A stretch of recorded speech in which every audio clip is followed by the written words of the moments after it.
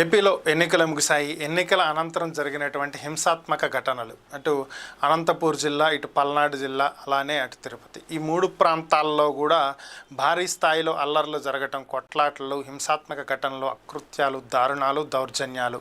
So వీటన్నిటి ఫలితంగా EC serious అవ్వటం, దీంతో స్పెషల్ ఇన్వెస్టిగేషన్ టీమ్ సిట్ని ఏపీ ప్రభుత్వం నియమించటం.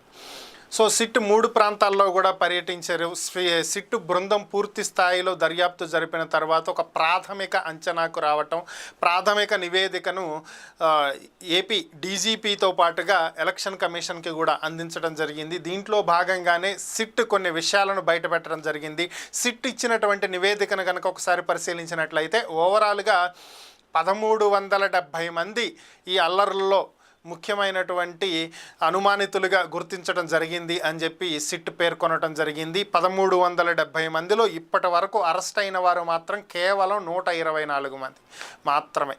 సో మిగిలినటువంటి వారిని అరెస్టు చేయాల్సి ఉందని, వారిని అదుపులోకి తీసుకోవాల్సి ఉందని, అంతేకాకుండా వీరి మీద పెట్టినటువంటి కేసులు ఏమాత్రం సరిపోవని మరిన్ని సెక్షన్లు పెట్టేటువంటి అవకాశం ఉందని, అంతేకాకుండా పోలీసు వ్యవస్థ నిర్లక్ష్యంగా వ్యవహరించడమే ఈ గొడవలు, ఈ కొట్లాటలకు కారణమని, కొన్ని సమస్యాత్మక ప్రాంతాలను ముందుగానే గుర్తించినప్పటికీ ఈ ప్రాంతాల్లో గొడవలు జరిగేటువంటి అవకాశం ఉందని తెలిసినప్పటికీ కూడా పోలీసులు అలసత్వం వహించడం జరిగిందని, కొంతమంది నాయకులను చూసి చూడనట్లు వదిలేయటం జరిగిందని, కొన్ని చోట్ల గొడవలు జరుగుతున్నా సరే పోలీసులు నిమ్మకు నీరెత్తినట్లుగా చూస్తూ ఉండటం తప్ప ఏమీ చెయ్యలేకపోవటం వల్లే ఈ పరిస్థితికి కారణం అని చెప్పి సిట్ తన నివేదికలో పేర్కొనడం జరిగింది.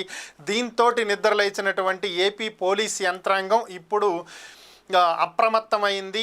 ఎలక్షన్ కౌంటింగ్కి ముందు, కౌంటింగ్ తర్వాత కూడా భారీ స్థాయిలో ఏపీలో అల్లర్లు జరిగేటువంటి అవకాశం ఉంది అని చెప్పి ఏపీ ఇంటెలిజెన్స్ ఇచ్చినటువంటి నివేదికను బేస్ చేసుకుని సిట్ ఇచ్చినటువంటి నివేదిక దృష్ట్యా ఎలక్షన్ కమిషన్ ఏపీ పోలీసులను అలర్ట్ చేయడం జరిగింది. సో ఏపీ పోలీసులు ఇప్పుడు ఏపీ వ్యాప్తంగా కార్డన్ సెర్చ్లు నిర్వహిస్తున్నారు. ఎక్కడైనా సరే అక్రమంగా ఆయుధాలు తరలిస్తున్నా, మద్యం తరలిస్తున్నా, డబ్బులు తరలిస్తున్న వీటన్నింటినీ కూడా పూర్తి స్థాయిలో చెక్ చేసి సీజ్ చేస్తున్నటువంటి పరిస్థితి. ఇంతేకాకుండా ఏపీ పోలీసులు పూర్తి స్థాయిలో అప్రమత్తమయ్యారు. ఏపీ వ్యాప్తంగా ఎక్కడెక్కడ సమస్యాత్మక ప్రాంతాలు ఉన్నాయో వాటిని గుర్తించేటువంటి పనిలో పడ్డారు. దీంతో పాటుగా గతంలో ఎవరి మీద అయితే రౌడీ షీట్లు ఓపెన్ చేస్తున్నాయో, కేసు హిస్టరీ ఉందో, వీళ్ళు ఎవరెవరైతే జైల్లో కాకుండా ప్రస్తుతం బయట బెయిల్ మీద కావచ్చు, లేదంటే శిక్ష పూర్తయిపోయి బయట సాధారణ జీవితం గడుపుతున్న వారు కావచ్చు, వీళ్ళందరినీ కూడా వెతికి పట్టుకునేటువంటి పనిలో పడ్డారు. బైండ్ ఓవర్ కేసులు నమోదు చేస్తున్నారు. ఎక్కువగా అల్లర్లు సృష్టించేటువంటి అవకాశాలు ఉన్నాయి అనేటువంటి వ్యక్తులను ఇతర ప్రాంతాలకు తరలిస్తున్నారు. వేరొక పోలీస్ స్టేషన్ల పరిధిలో పెడుతున్నారు. ఇక్కడ ఉన్నటువంటి పోలీస్ స్టేషన్స్లో కాకుండా కేసు హిస్టరీ ఉన్న వాళ్ళందరినీ కూడా కౌంటింగ్ రోజు పోలీస్ స్టేషన్లోనే ఉండాలని, పోలీసులకు అందుబాటులో ఉండాలని, ఇళ్ల దగ్గర ఎవరు ఉండటానికి వీల్లేదని చెప్పి పోలీసులు ఆదేశాలు కూడా జారీ చేస్తున్నారు. ఓవరాల్గా ఏపీ మొత్తం హై అలర్ట్ అయ్యింది. ఏపీలో పోలీస్ యంత్రాంగం చురుకుగా పనిచేస్తుంది. భారీ స్థాయిలో బైండ్ ఓవర్ కేసులు నమోదు చేస్తున్నటువంటి పరిస్థితి. మరి ఈ కౌంటింగ్ తరువాత జరగబోయేటువంటి అల్లర్లను కంట్రోల్ చేయాలని, ఎటువంటి హింసాత్మక ఘటనలు జరగకుండా చూసుకోవాలని చెప్పి ఏపీ పోలీస్ యంత్రాంగం అయితే సాయశక్తులా కృషి చేస్తుంది. మరి ఇది ఎంతవరకు ఫలిస్తుంది అనేది అయితే వేచి చూడాలి.